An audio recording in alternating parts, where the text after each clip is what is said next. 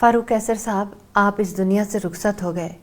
آپ کو خدا حافظ کہنا چاہتی ہوں اور آپ کو یہ بتانا چاہتی ہوں کہ چاہے جسم چلا جائے، ایسا نہیں ہو سکتا کہ آپ ہم سے رخصت ہوں. ایسا نہیں ہو سکتا کہ ہم آپ کے کام، آپ کے کنٹریبیوشنز اور آپ کا جو اسٹیچر جس جگہ پہ پہنچ گئے تھے آپ، وہ ہمارے دلوں سے دور ہو، کیونکہ ایسے لوگ جو ہیں وہ کبھی بھی نہیں جایا کرتے.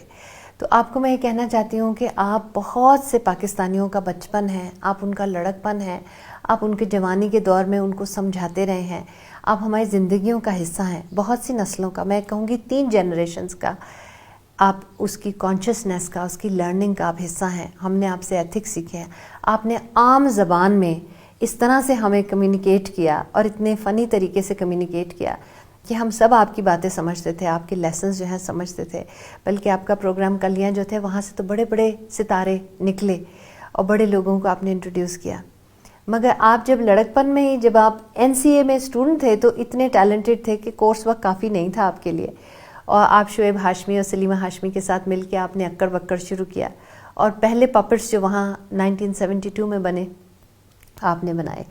اور یہ پپٹری کا سلسلہ ایسا شروع ہوا، آپ کے دل کو لگا کہ آپ پپٹری کے بادشاہ بن گئے، اور وہ آپ نے مقام حاصل کیا جو کوئی سوچ نہیں سکتا کہ پپٹری میں حاصل کر سکتا ہے.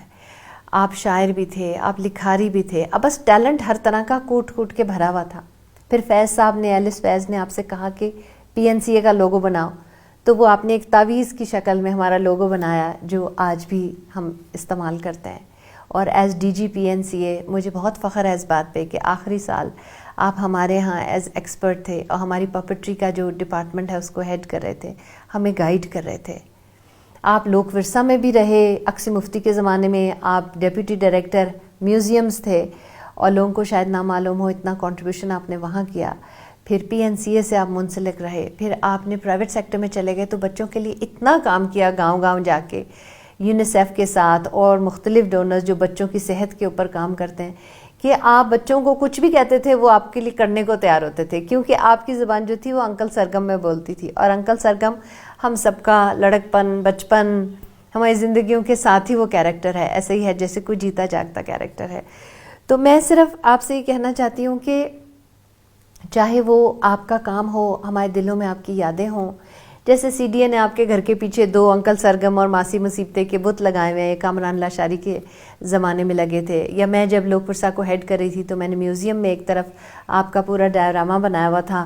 یہ چیزیں ہمیں یاد دلاتی رہتی ہیں. باقی جو ہمارے پپٹری کے لوگ ہیں، عثمان پیرزادہ اور ان کے سارا جو ٹیم ہے، وہ اس قدر آپ کو اپریشیٹ کرتی ہے. تو آپ یہ کبھی بھی نہیں سوچنا کہ آپ ہمارے دلوں سے دور ہوں گے. آپ یہ کبھی بھی نہیں سوچنا کہ جو آپ کی عزت، آپ کا اسٹیچر تھا، وہ آپ کے جانے سے کم ہوگا. وہ ہماری زندگیوں کا حصہ، وہ ہمیشہ ہمارے ساتھ رہے گا. جو سب سے بڑا شاید لیسن میں نے ذاتی طور پہ سیکھا، اور میرے جیسے بہت سارے کلچر والے جو لوگ ہیں جو آرٹ کی دنیا سے منسلک ہیں، انہوں نے یہ سیکھا کہ اتنی تلخ حقیقتیں، اتنے نیگیٹو سوشل ایشوز، یا سماجی نہیں تو پولیٹیکل ایشوز بھی اتنے پیچیدہ جو ہوں، ان کو ہنستے ہنستے کیسے آسانی سے آپ کہہ دیتے تھے. اور وہ ہمارے لیے سب سے بڑا لیسن ہے. آپ کو ہم خدا حافظ تو کہہ رہے ہیں، لیکن بھاری دل کے ساتھ نہیں، بہت سیلیبریشن کے ساتھ، کہ ایسی زندگی ہم انویس ہیں کہ ایسی زندگی ہماری بھی ہو، اور ایسی موت کے بھی ہم انویس ہیں جو 1 سیکنڈ میں چلا جائے انسان اتنے عروج پہ، اتنے بڑے ایوارڈز لے کے. ابھی 23 مارچ کو آپ کو جیسے ستارہ امتیاز ملا ہے. تو خدا کرے کہ ہماری زندگیاں بھی آپ کے جیسی ہوں. تو آپ کو خدا حافظ ہے، لیکن ہنستے ہوئے اور بہت سیلیبریشن کے ساتھ.